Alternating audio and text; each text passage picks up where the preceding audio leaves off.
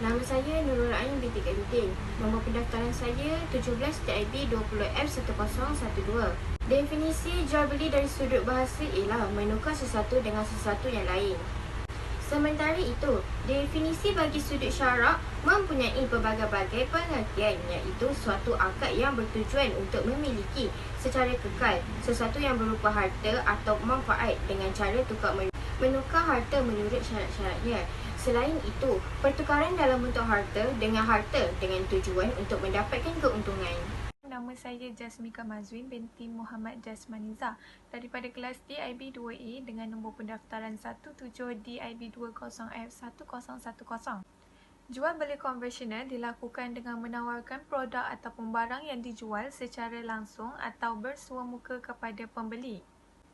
Perkara pertama yang dapat dibandingkan antara jual beli konvensional dan juga jual beli online ialah modal. Pertama, penjual memerlukan modal yang banyak untuk menyewa kedai ataupun membayar bil utility. Kedua, penjual memerlukan modal untuk membeli barang-barang yang akan dijual dan ditawarkan kepada pembeli untuk diletakkan di kedai. Ketiga, penjual juga perlu mengeluarkan modal untuk membuat spanduk dan juga banner untuk mempromosikan barang-barang yang akan mereka jual. Seterusnya ialah jangkauan pemasaran. Bagi jual beli secara konvensional, jangkauannya tidak meluas ataupun melebihi seperti jual beli secara online. Kerana ia hanya membolehkan pembeli dari sekitar kawasan di mana kedai itu terletak dan hanya pembeli daripada dalam negara sahaja. Yang ketiga ialah masa. Jual beli secara konvensional mempunyai masa yang agak terhad. Contohnya, pusat membeli belah hanya akan beroperasi pada pukul 10 pagi hingga 10 malam. Pembeli juga haruslah mengikuti waktu yang telah ditetapkan oleh penjual. Mungkin juga pembeli tidak dapat mengunjungi kedai pada hari-hari yang tertentu, contohnya pada cuti umum. Akhir sekali ialah cara pembelian dan cara pembayaran. Pembeli dapat memilih barang yang mereka perlukan secara langsung, justru dapat memastikan barang yang dipilih mempunyai kerosakan ataupun tidak. Seterusnya, pembeli akan membayar barang yang telah dipilih dengan sistem bayaran tunai ataupun kad kredit dan kad debit. Pembeli juga tidak akan berasa ragu ataupun tidak pasti untuk meneruskan transaksi kerana pembeli telah melihat secara langsung barang yang dijual oleh penjual tersebut. Assalamualaikum, nama saya Hadfina Hanim binti Muhammad Rafi, nombor pendaftaran DIB 20F1030 dari kelas DIB 2A. Hari ini saya akan menghuraikan tentang berjual beli secara online. Dari segi modal, jual beli secara online lebih murah kerana kita dapat memasarkan produk melalui media sosial ataupun platform yang disediakan. Contohnya seperti Shopee, Instagram, Twitter, Facebook dan sebagainya. Yang kedua, jangkauan pemasaran. Secara online, penjual dapat memasarkan produknya dengan lebih luas ke seluruh Malaysia, bahkan ke luar negara dengan menggunakan modal yang sedikit. Yang ketiga, waktu. Secara online, pembeli tidak terikat kepada waktu. Pembeli dapat melihat atau mencari produk yang ditawarkan di platform yang disediakan secara 24 jam. Ini menunjukkan perniagaan secara online lebih praktikal untuk manusia pada zaman kini. Seterusnya, cara pembelian dan pembayaran. Secara online, penjual dan pembeli tidak perlu bertatap muka untuk membuat pembayaran kerana semuanya dapat dilakukan melalui handphone atau komputer riba.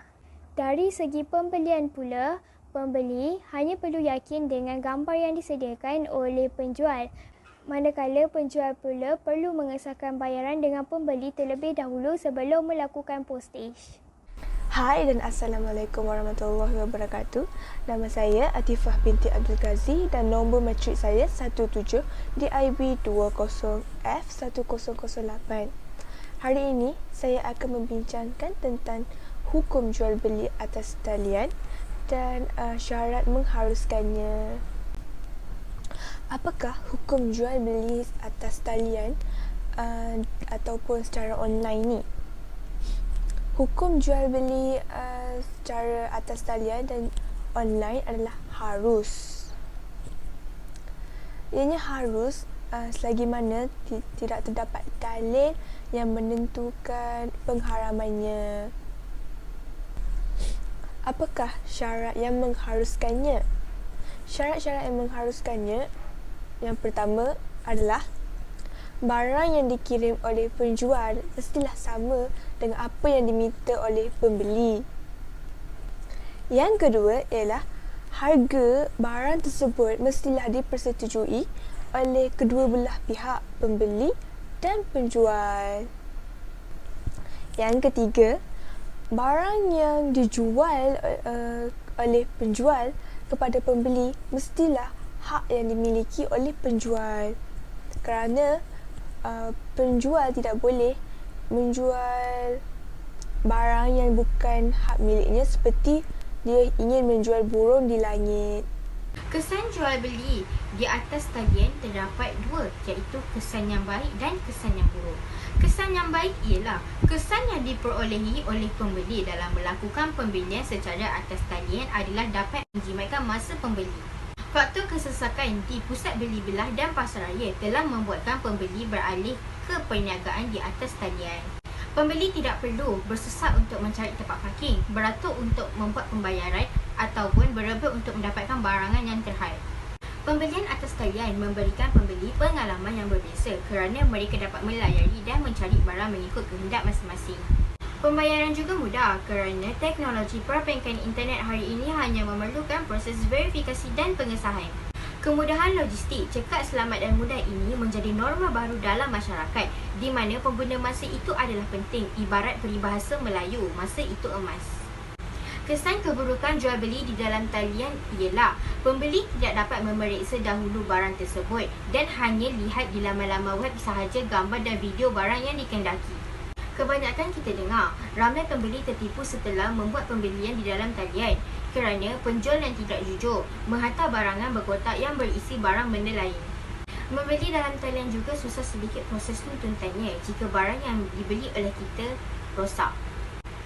Ketika masih waranti, kemungkinan kita perlu mengepos semula barang ke alamat penjual dan kita tidak tahu bila kita akan dapat semula barangan tersebut. Ada yang berminggu-minggu atau berbulan-bulan dan terpaksa mengambil tindakan undang-undang. Sekian daripada saya.